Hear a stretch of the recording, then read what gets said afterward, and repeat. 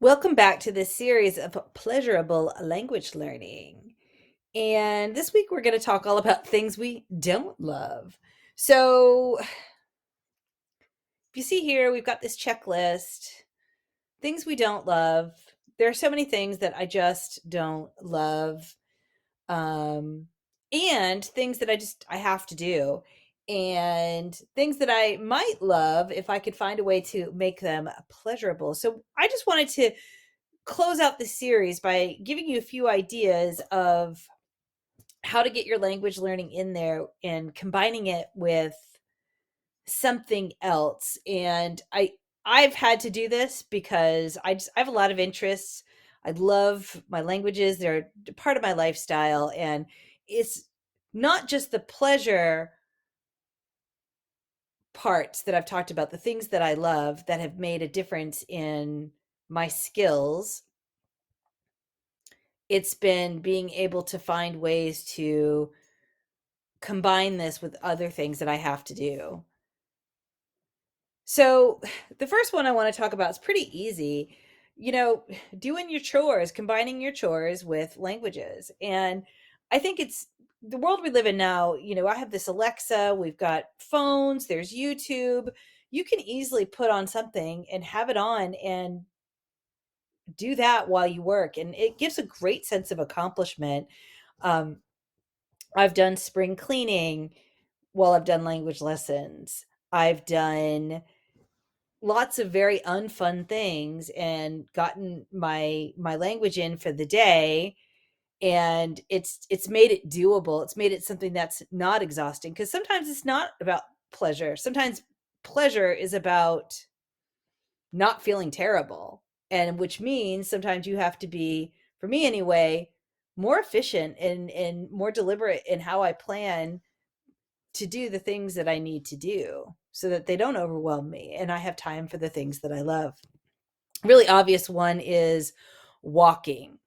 So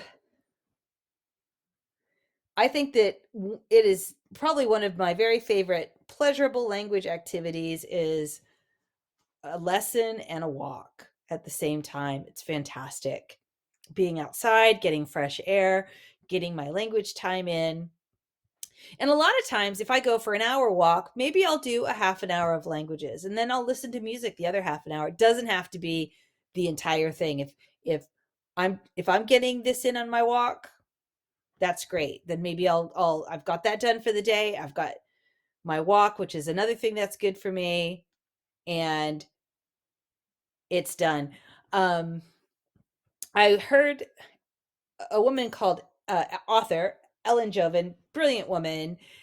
She would talked about how she also did that, and I think she lives in New York. She talked about um, her city being her language lab, and I thought that's just so brilliant. And because she lives in a multicultural place, she has an opportunity when she's out on her walks to stop at places like the bodega and different restaurants and chat with people from all over the world. So maybe you don't live in a place like that. It doesn't lend itself to that, but I think that the if you can go outside, you can walk, which is great, and you can at least access other cultures from your phone. It's a great way to do two things that are very good for you and for your health. Because as we know, learning languages appears, according to the research, to reduce the onset of dementia. It has been proven to help people recover from strokes, executive function, memory. It's just a fantastic thing. And we know how good walking is for us as well. So, commute, again, this is probably my main language learning time. I have a half an hour commute and I do language lessons. That's mostly what I do. Whether that's at the beginning level where I'm doing Pimsleur or earworms or something like that, or I'm at the advanced level and I'm listening to novels or the news.